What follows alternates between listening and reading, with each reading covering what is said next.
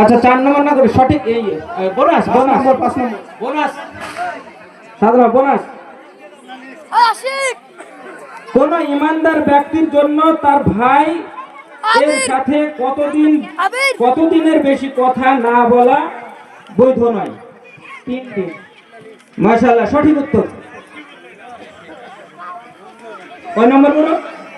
5 নম্বর group. হ্যাঁ, সঠিক মানে মেন উত্তর। কসম, তারপরে 6 নম্বর গ্রুপ। হ্যাঁ, 6 নম্বর মেন প্রশ্ন। কসম বা শপথ করতে চাইলে একমাত্র কার নামে করা যায়? আল্লাহর নামে।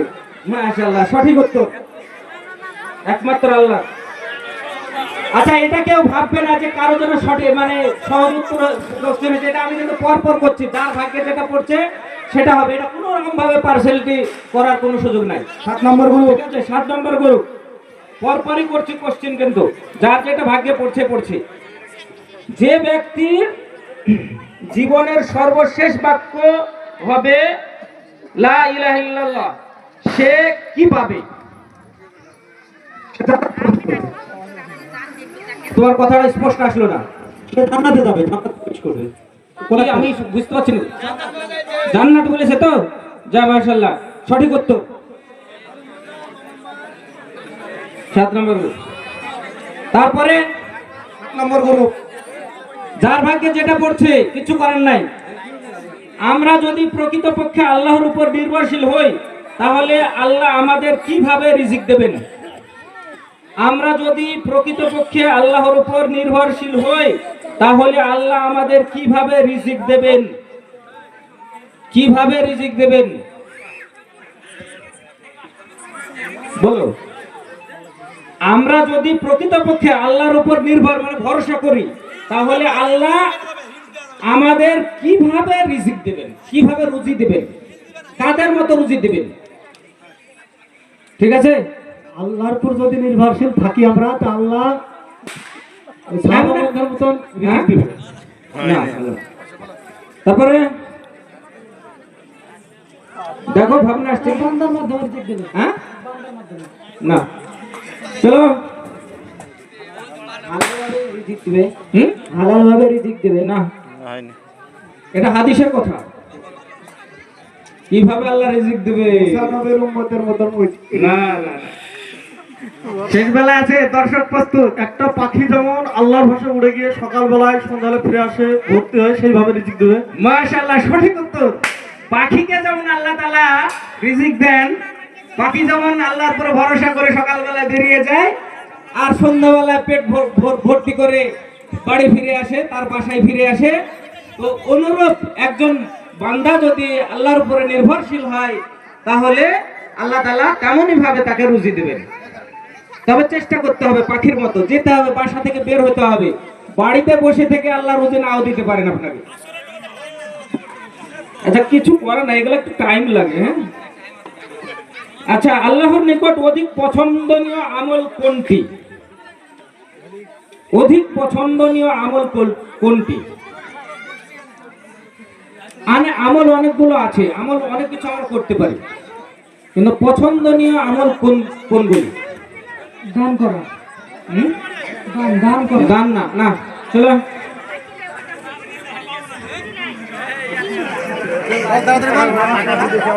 নামাজ পড়া। নমাজ পড়া না, এটা নিতে পারছেন। কোন আমলগুলি মানে এমন কিছু আমল আছে সেগুলি এক কথায় হয়ে যাবে? সৎ আচরণ। না না, তাড়াতাড়ি। তারপরে রাতের সালাত। না,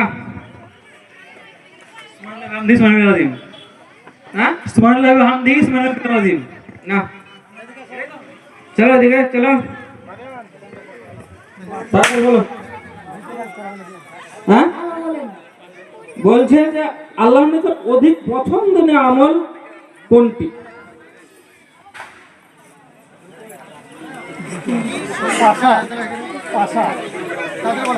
তাদের বলো। জামাতের সাথে সালাত আদায় করা। রেডি থাকো।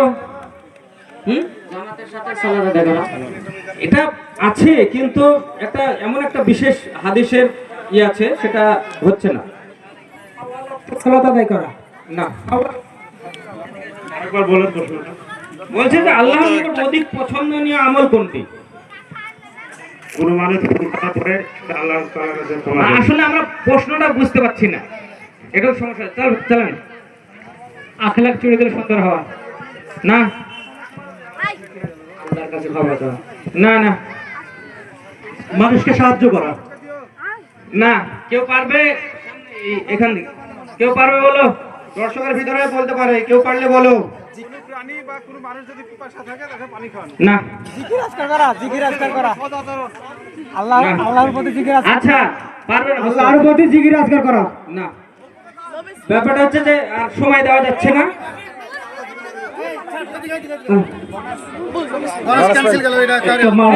বলে দিই, এটা হচ্ছে যে আমল করবে সে আমলটাকে ধারাবাহিক রাখবে। পছন্দনীয় আমল হচ্ছে যে আমলটা ধরলে সেই আমলটাকে মানে সব সময় জারি রাখবে। মানে কোনো আমল করলে আবার ছেড়ে দিলে, করলে আবার ছেড়ে দিলে, এমনটি নয়। যে এমন কিছু আমল সেটাকে মানে প্রতিনিয়ত করে যাবে, এই আমলটা হচ্ছে আল্লাহর কাছে পছন্দ না। আচ্ছা, তারপর কেউ মসজিদে প্রবেশ করলে বসার পূর্বে কি করা উচিত? কার ভাগ্য গো? 2 রাকাত সালাত নামাজ আদায় করা। সঠিক উত্তর। মানে ভাগ্যের উপরে চলছে কিন্তু অনেক ক্ষেত্রে। আচ্ছা, মেন প্রশ্ন হয়ে গেল না? কি কি মেন প্রশ্ন হলো? আচ্ছা, লোকদের জন্য কঠিন মনে না করলে নবী সাল্লাল্লাহু আলাইহি ওয়াসাল্লাম প্রত্যেক সালাতের সাথে কিসের হুকুম করতেন? লোকেদের জন্য কঠিন মনে না করলে নবী সাল্লাল্লাহু আলাইহি ওয়াসাল্লাম প্রত্যেক সালাতের সাথে কিসের হুকুম করতেন বা কিসের নির্দেশ দিতেন?